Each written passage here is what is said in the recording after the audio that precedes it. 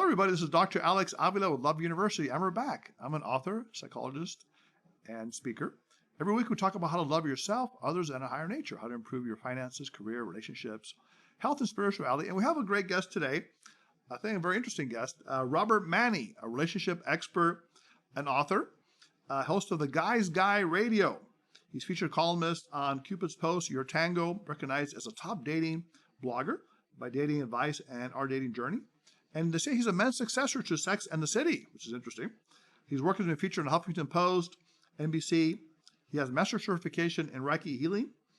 And also he's a cancer survivor, a husband, a father, and he wants to bridge the traditions of the modern world with an expanding view of humanity and evolving consciousness. Welcome, Robert, to the show. Thank you, Doctor. Pleasure to be here. Hope I can help out. Definitely. And you have this great novel that is called The Guy's Guide to Love, or something like that. Is that or to dating? Yeah, that's the name of it. Yeah, my inspiration was really, I noticed that the communication between men and women was really, there was problems there. Yes. And the chasm was growing greater and greater. So I wanted to tackle it and take it from a perspective of men and really portray a behind-the-scenes look at men for women, and paint a picture that's not quite as terrible as some people might think, even though, guys, they've done a lot of things wrong. They're not so bad after all. So I wrote this story because I believe in the power of story, called The Guy's Guide to Love, and it's really takes place in Manhattan. It's about two guys in advertising competing for love, sex, power, and money. And there's seduction and redemption and sex and all kinds of stuff in there, but there's a lot of it is about dating. Really, the story's about, there's a guy, his name is Max Halliday. He's a rising New York ad executive, and he joins a big midtown ad agency, and he knows it's a real winners-take-all type of scenario. His best friend, his name is Roger, he's a real womanizer, and he seduces one of Max's client and really puts Max's career in jeopardy. And so Max decides, I'm going to write this column for his former girlfriend called The Guy's Guide to Love. And I use that column to really express my perspectives on men and women and how they relate to each other. And what happens in the story is that Max actually kind of turns into Roger because his column becomes so popular that he becomes kind of a notorious name around New York, and a lot of women come after him, and he decides, hey, being Roger's a lot of fun. And meanwhile, his friend Roger faces his own comeuppances, and the roles are kind of reversed. So it's a fun story, and it's about friendship and redemption, and it's really about modern men, and it's very authentic. We've gotten great reviews. It's been called the male successor to Sex and the City. Wow. And are you see yourself in any of those characters, the guys that you're talking about?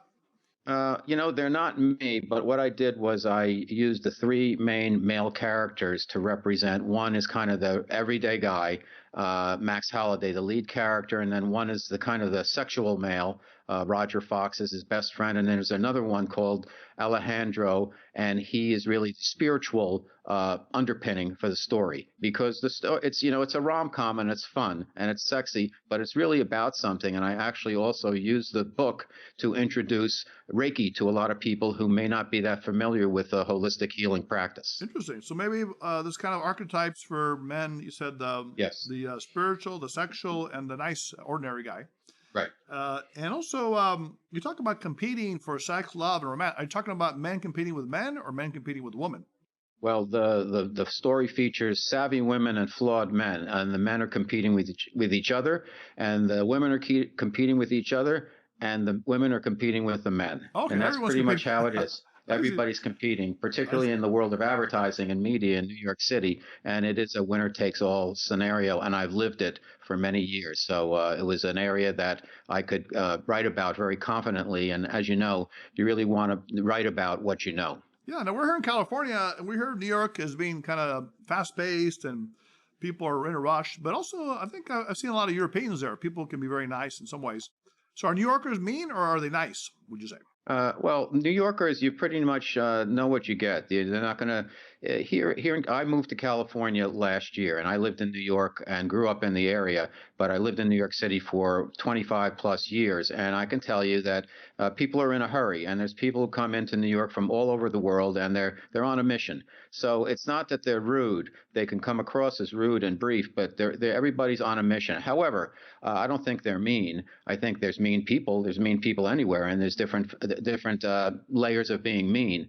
In New York, though, if a tourist is walking down the street, if you're walking in front of a New Yorker, you want to get out of the way because they're going to walk faster than you. However, if you're lost and you're a tourist and you want to find out how to get someplace, New Yorkers will fall all over themselves to help you out. So New Yorkers are good people, just as there's good people everywhere. And a lot of it is about how we adapt to our cultural conditions and our environments. Here in California, it's a little more, the conversations are, it's civil for the most part, and it's friendlier. But it's a little bit on the surface sometimes, but which is okay. But it's a different pace. And after so many years in New York, I'm enjoying the change. Right. Because some people think that out here we're flakier, like we make appointments, we don't follow through. Whereas you guys may be reluctant, but then once you agree to something, you follow through.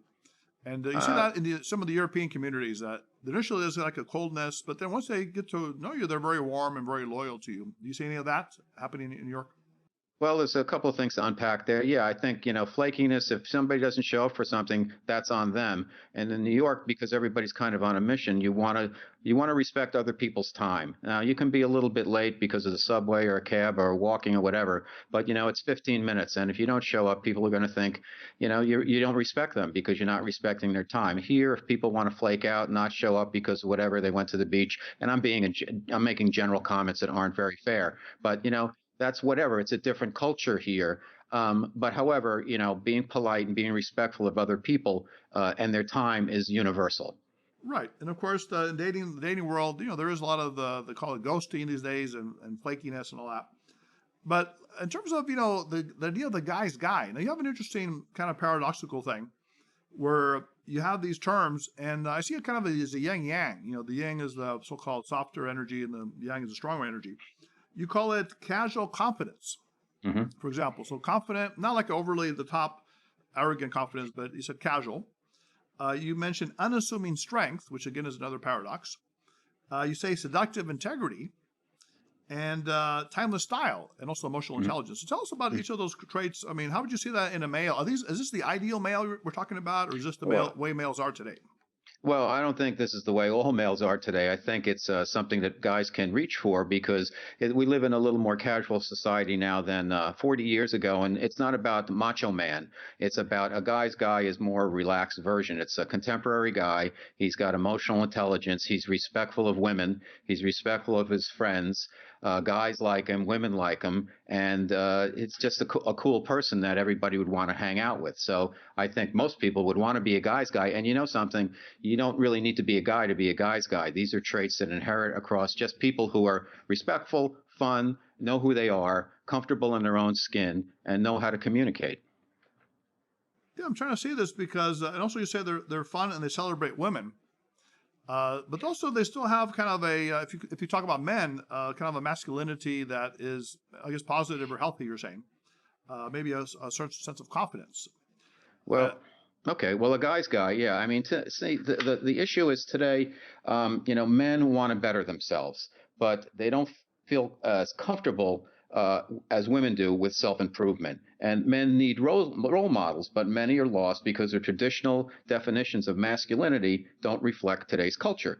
And men need to be elevated, not beaten down. While women have been ascending and getting the long overdue recognition, men have been struggling to evolve and fit into our new society. So conversations need to take place by men. Changing culture necessitates the need for a trustworthy, authentic, male-driven culture. And that's not an exclusion of women, but guys need to really kind of get it together. You've got, on one side of the paradigm, you've got, the MMA, and then you've got manscaping. And a lot of guys, they don't know who to relate to. They're superheroes or what. And it's really tough to be male sometimes. And a lot of guys are angry about it, or they become incels and they don't want to date, or they're older and they can't get back out there. They don't know what to do. And what we do in the whole guys guy brand world, if you will, we try to help men and women be at their best so everyone wins. Okay. By the way, happy birthday, Robert. Today's your birthday. Well, thank you very much. I know you're 39 and holding, right? You told me. 39 and a half, but thanks a lot, Doctor. You're doing great. And by the way, so these guys, I kind of like that term, guys, guy. Used to be man's man, but you kind of have a different way of looking at it. Now, in terms of, let's say, movie heroes, because we have these so-called, archetypes. We have a Tom Hanks, which is every, family, I guess, a nice guy. Jason Statham, right? Kick butt, take names. Brad Pitt, the heartthrob Shannon Tatum. So, are any of these guys guys, or who would you say is a guy's guy in the movie theaters these days? I mean, it depends on the character they play. Celebrities, they're playing a role whether they're on camera or off camera, and they want us to like them. You could say the persona that Tom Hanks puts across is something that's kind of in the guys area, or let's see. I'm trying to think of the guys. Ryan Reynolds might be a guy's guy. Arnold Schwarzenegger and Sylvester Stallone, there was a so-called men's back in the day. They're more the man's man, and the guy's a little more casual. Paul Rudd could be a guy's guy. Bradley Cooper. Okay. But these are, to me, these are celebrities, and they play roles on screen, and then they play roles when they're playing themselves, and who knows who they really are. Well, that's a good point. But sometimes they keep playing the similar roles. Who's that chubby guy with the curly hair that's kind of funny? He was in Pineapple Express or something like that, I think.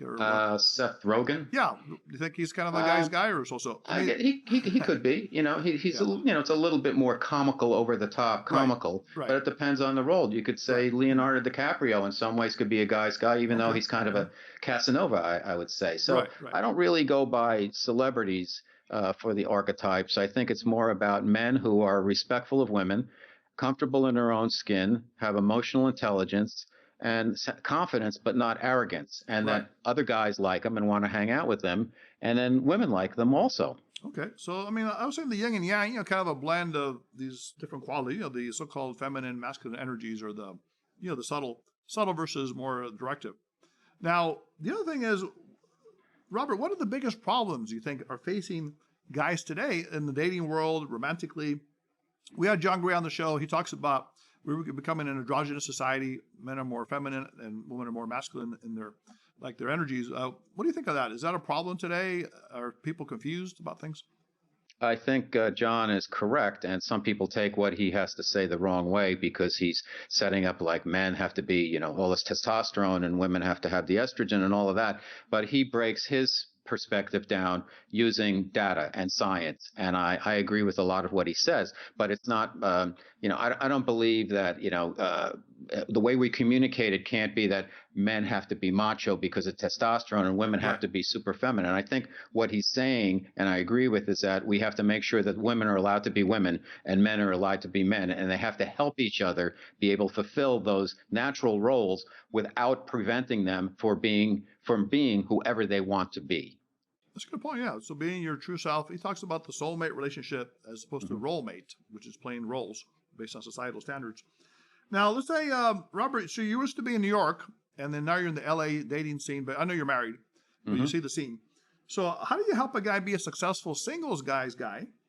And I know you talk about mistakes that singles guys make. For example, they don't pay attention to the woman, maybe, her hair and, what she likes to drink and all that. They don't listen as much to her. They overtalk maybe even about their personal relationships, which you say is not a good thing. You say they don't have dating etiquette. They don't tip the waiter well or treat maybe the waiter or waitress well. They maybe drink a little too much on a date. And also they are not really gentlemen. Open the door, text her, see if she got home, if she's safe and all that. On the other hand, some women may not like you to open the door for them. Maybe they might not take that the right way. How do you respond to that part? Well, I don't think I said that they don't do this. I said not to do that. Some of those things that you mentioned, like don't drink too much on a date, don't undertip. I'm not saying that all men do that, but in terms of giving out advice, you want to be a gentleman. And be a gentleman means, holding the door open. And if a woman doesn't want the door held open for her, fine, then you don't have to the next time. But, I think what happens is people start out now dating too casually, and men fall into this thing because with technology, you can sit at home in your underpants and text women and get dates with really hot girls. And then eventually, though, you have to meet up face to face. And that's where a true connection is made. So usually, you start something digitally nowadays, and then maybe there's a phone call, maybe not. And then you meet up. And a lot of guys fall into the trap where this is so easy. And it's so easy to kind of get away also that they don't take the time to really treat a woman as precious as she can be, and with respect. And that means listening to what she has to say about what her interests are, maybe setting up a real date. Maybe the first time you meet for coffee or a drink or something like that. That's understandable. You don't want to invest too much time or money initially. But after that, if you're really listening and you're really interested, you should, in my opinion, if you're a single guy, you should call the woman up, offer a date, ask her out based on what she said she likes to do, and then show up and offer to pick her up or meet her there, and make sure that you hold the door. And if she wants you to order the food for her based on what she says she likes, do it. If she doesn't want that, fine. When the check comes for the first date, I tell guys, first date, pick it up. If you go out for drinks or something and a woman doesn't want you to pick up the date, pick it up, that's fine. You split it, but at least offer, and then make sure she gets home safely. However, that's defined by her. She wants to take a cab home, she has a car, whatever, and don't push yourself too hard on her. And then if you do get, you get together pretty quickly, don't just disappear. Be a man, and show some respect. That's really what I'm saying. Be a gentleman. So show some respect. And invariably, and I've talked to a lot of women dating experts as well as guys, and to a person, women want men to be men in the best sense of the word. And that doesn't mean being macho guy or arrogant and just talk about themselves. It means having emotional intelligence, being a good listener, being a gentleman, and being proactive and pursuing a woman in a respectful way. That doesn't mean chasing them around and stalking them. That means just showing them you're interested and listening to them. I'll tell you a quick story. I was single for many years in New York. I dated lots and lots of fantastic women and had a lot of great relationships, but I never took it to the finish line, and part of that was on me. So when I met the woman who became my wife, we went out about 3 times. After the third date, I'm sitting with her in a restaurant. I said, you know what? I'm having such a great time with you. What do I need to do to be a good boyfriend? Because I've had a lot of other relationships, and they worked out for a while, but never in the long run. She put down her fork, and she looked at me, and she said, pay attention. And I said, that's it? And she said, that's it. And that the light bulb went off, and I realized that I think the 2 keys for men to finding a partner are: 1, pay attention to women, because they will pay attention to the little things that about you. And we need to pay more attention to the little things and really listen to what women have to say, and just be respectful. Does that make sense? So being empathetic and putting yourself in their shoes. Listen. And yes. It's the same thing with the Me Too movement. A lot of guys are angry about that, and like, what about men and this and that? You know what? Guys have abused women for not years, not decades, not centuries, for thousands of years. And women are now moving ahead very quickly. Are some of them taking advantage of the situation and not treating guys well? Of course, but that's human nature. So what are you going to do? You can curl up in a little ball, or you could say, I want to hear what they have to say. So I think guys need to not get triggered by what's going on in the culture right now and listen, because women still want men to be men, but they want us to be men in the best sense of the word. Right. Now, how about on the other side, you have the so-called shy men and men that are in the friend zone. Now, actually, Reggie, my producer, he's a very nice guy. He's almost 30. He's never really had a real relationship, and maybe a couple of dates in his life. And he's always the friend. And I want to talk to you a little bit later more about Reggie. But you talk about the friend zone, and you say things like, at least it's not even friend zone. So at least you're making contact with this person. Exactly. Right. So there's a connection there. And you say stay positive and authentic, and have a plan, and show respect, but also know when to call it quits. Because let's say you're with this person for years and they're still a friend. They're not attracted to you. The woman's not attracted to the man. But you're still hanging around there. But at some point, you got to give up the chase. So what's your advice to men in the friend zone, which happens, quite a bit? Well, I think, they have to, at a certain point, if they're interested, they have to express their interest in the woman. And if she wants to be friends only, then you can either accept it or walk away. But sometimes if you accept it and you start out then in the friend zone, over time she might come around and realize that, hey, this guy's pretty cool, and maybe he's a guy I can date. Sometimes it's not going to work out. What And if it percentage of the doesn't, time you think that happens, that you become I have friends? no idea what percentage. You I think don't know. it's small, medium, or large? What do you think? I that would just be guessing. I have nothing to back up, what I would, to me, it's just Reggie, what's your it's human nature. Reggie, the producer, what do you think? My experience of being in the friend zone? Yeah, has it ever converted to being romantic? Not until now, potentially. Okay, you might have one. Okay. Yeah. Okay, Reggie's in the background here. We'll meet him in a second.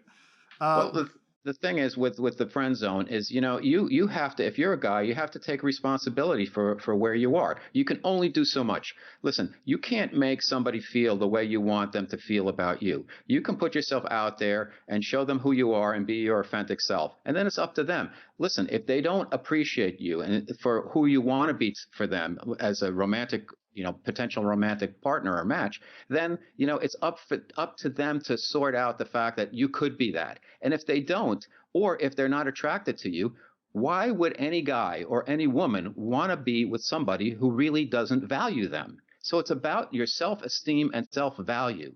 So at a certain point, if you get into the friend zone, you can say, hey, I really like this person. I'm sorry that she doesn't find me attractive the way I'm attracted to her, but I really like her. If you don't like her, why would you want to go out with her anyhow? So to me, anytime I've been put into the friend zone, I take it and then see if I can work my way out of it. And if not, I say, okay, I've got a friend. Maybe she has some girlfriends. Maybe I don't see her. I'm not going to invest that much of myself emotionally, but I'll be a friend because it's good to have friends. Nobody can have too many friends. Exactly.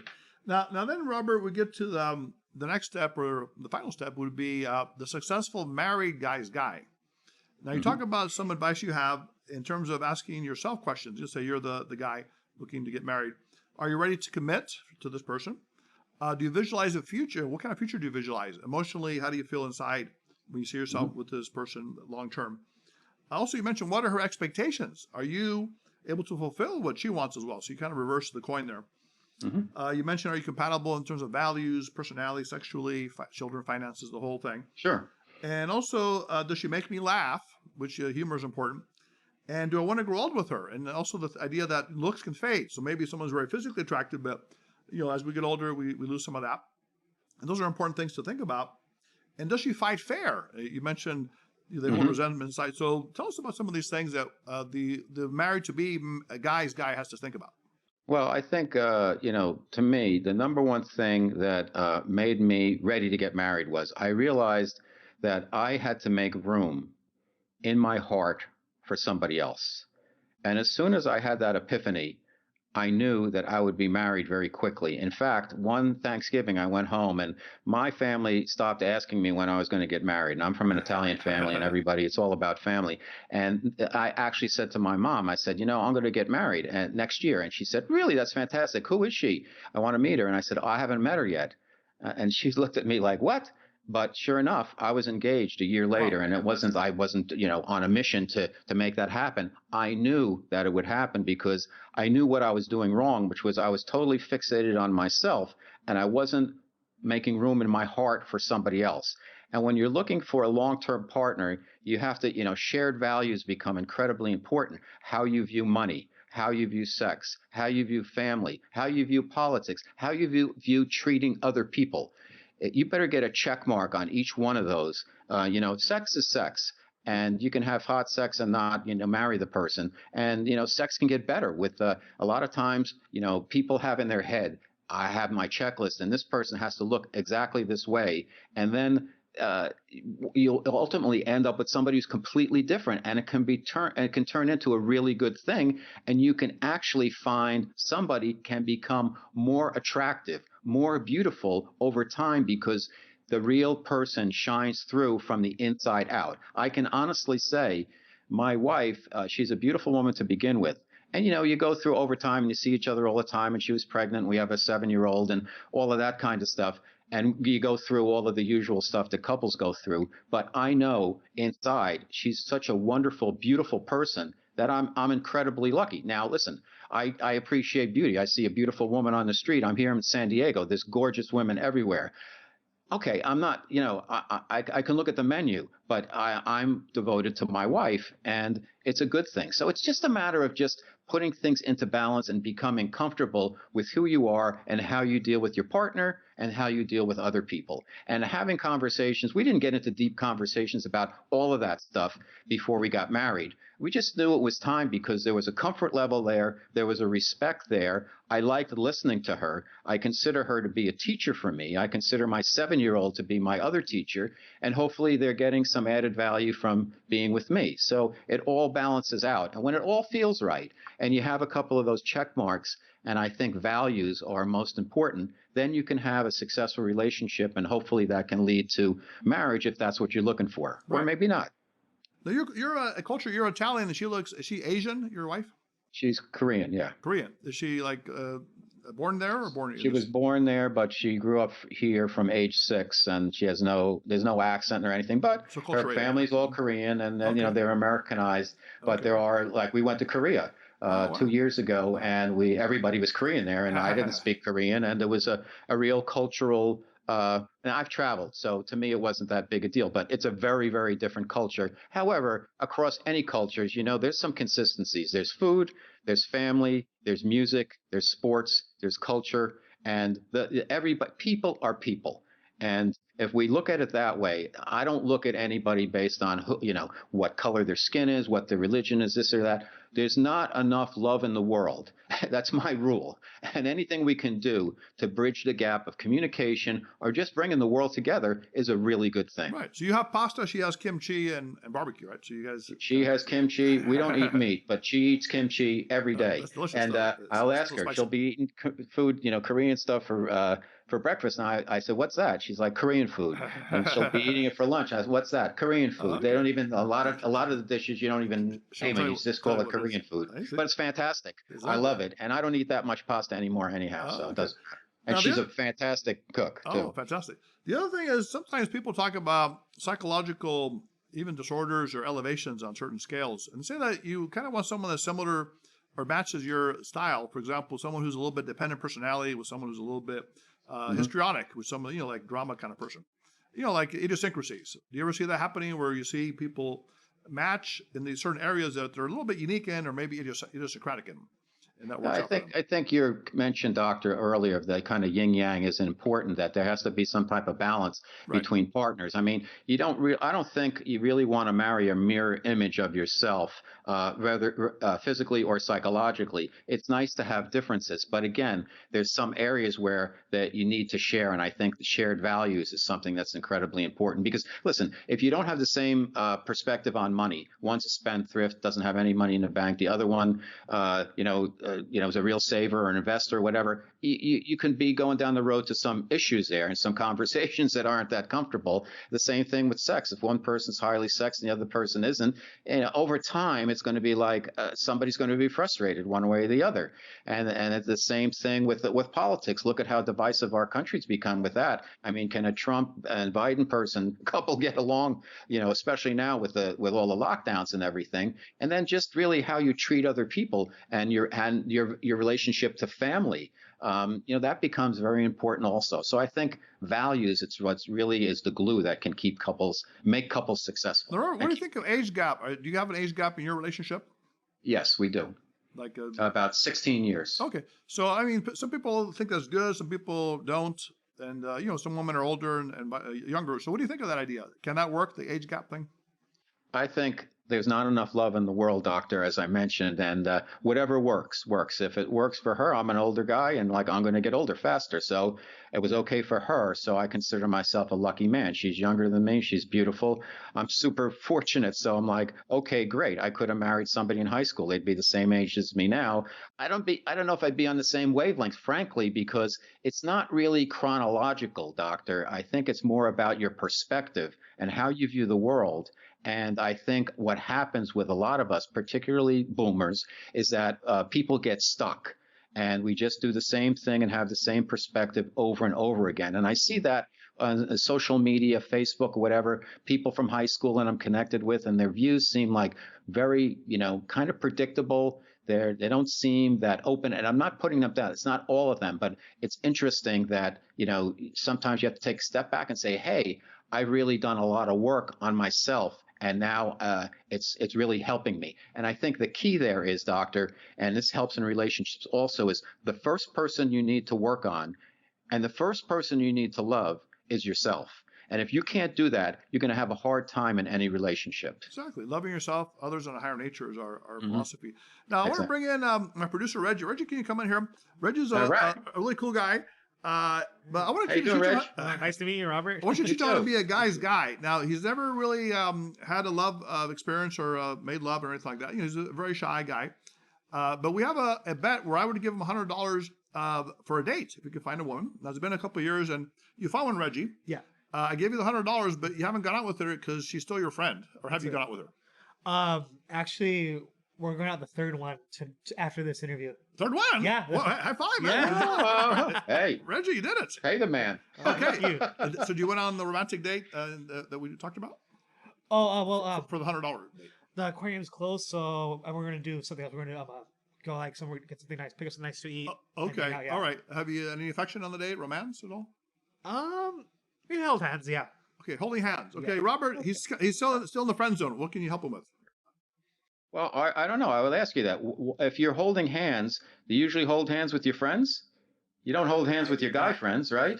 So the fact that you're having physical contact with her is not a bad thing. Have you had a conversation with her about saying, hey, how do you see us? I'm interested in you, and I want to be honest with you that I have some feelings for you in a very respectful way. And I love being friends with you. I love spending time with you, but I'm actually having some feelings more than that. Have you had that type of conversation? We've had kind of similar conversations, like at our previous dates. So kind of like, oh, so how'd you like that, And then she's like, oh, I had fun, like this or that, and like trying to like see like where she is. Like her whole thing is kind of like take it slow, she's not in a rush she just got out of a relationship this year, and so she's not trying to rush into anything. But I feel like this third one, obviously it's a third date, and now what did you do like for the dates? Did you like go out to dinner, to a movie? I know a lot of things are closed down now, but how was the date set up? Did you say I'm not talking about hanging out. It's like, did you say, hey, I know you like sushi, so I know this great place, in West LA or something you want to go, and then you take her there, and afterwards say, hey, you want to go to a club or something, or whatever, let's put the lockdown aside, but have you like put it in a position where you're wooing her? Because women are going to pick up the signals and say, this guy's interested in me.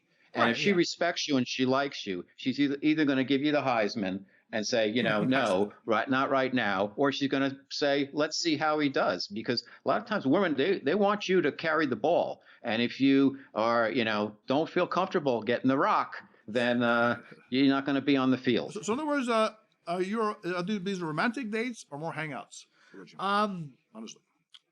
Well, I lead straight up with, do you want to go on a date? Understood that this is a date, and hope that it'll become like a serious relationship. Yeah, so that's. Okay, I wouldn't suggest you say that though. You didn't say that, did you? Right? Yeah. Just like we're dating, and.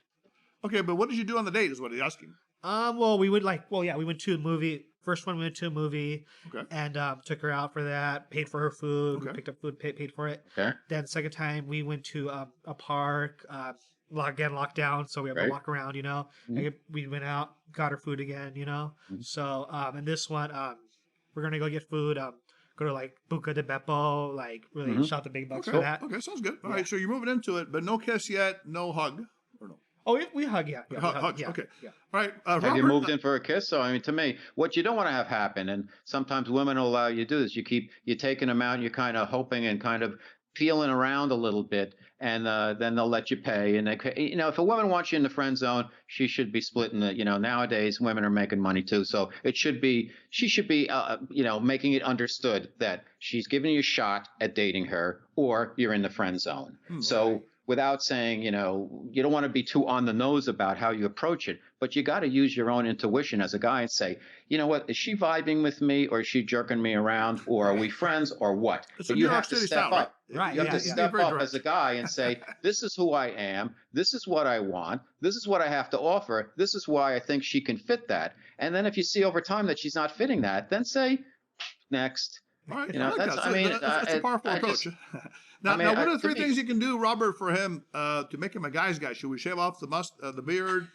Take the good contacts? Be whatever's you. You got to be you. Whoever you got to be comfortable with who you are. You want to grow your beard down to here? That's cool. Whatever makes you feel the best version of Reggie. But give him three tips to be a guy's guy in this context. From what he's told you so far, it's kind of like a semi-zone, a little bit dating, but not necessarily that much. What would you advise to Reggie? One, I would take a step back and say, do you know who you are? Do you know what you have to offer? Do you know what you want from a woman? Number one. Two, do you have confidence and you like yourself and you're willing to kind of step up? And three, are you making those moves? You're making it known to her in a cool but confident way that I'm interested in you.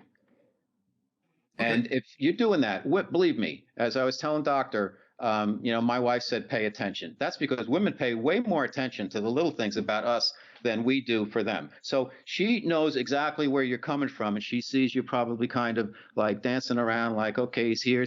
And she, you need something from her. So you have to be willing to step up and say, I'm having a blast. I really like spending time with you. See what she says. If she says nothing, then you're in the friend zone. If she said, I love being friends with you, you're in the friend zone. She says, that's great, and puts her arms around you and gives you a big kiss, even on the cheek, that's good. If you don't make a move to kiss her, try it out after 3 dates. And to me, 3 dates, my thing is, sex on the first date, if two adults, that's what they want to do.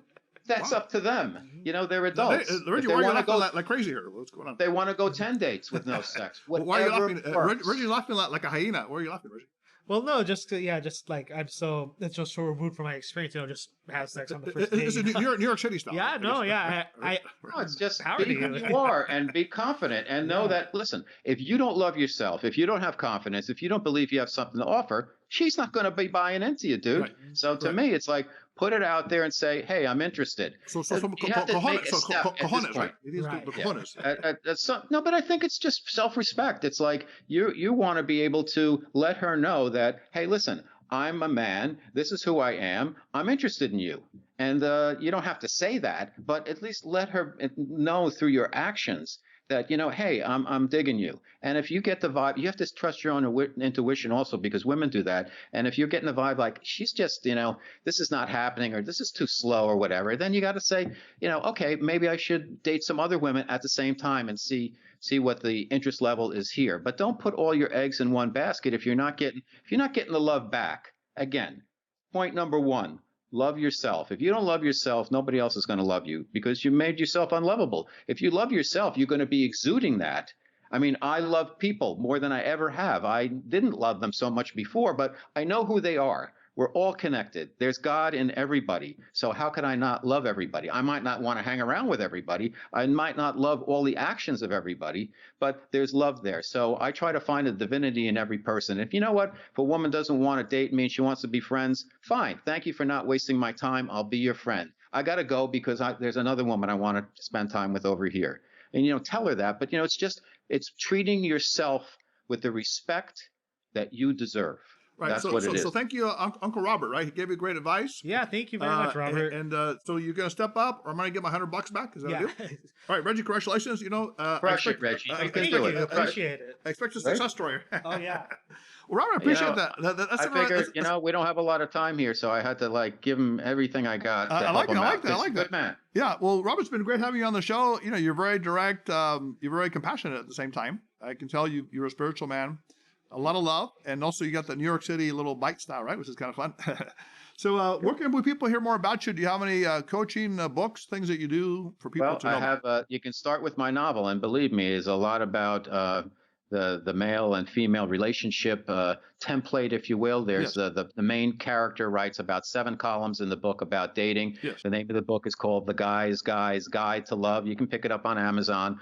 I have a weekly radio show here in Southern California on KCAA every Wednesday evening. It's called Guys Radio. My podcast for Guys Radio is worldwide. We're on 25 plus platforms, and you can consume it anywhere where you get your podcasts. And my new YouTube channel is called Guys TV, but just go on to YouTube and go to Robert Manni, Manni, and my website, where I have 350 plus blog posts about love, sex, power of money, love, liberty, freedom, everything you can think of when it comes to relationships is on there. Robert Manni, Manni.com. And there you can also download 3 free chapters of the novel.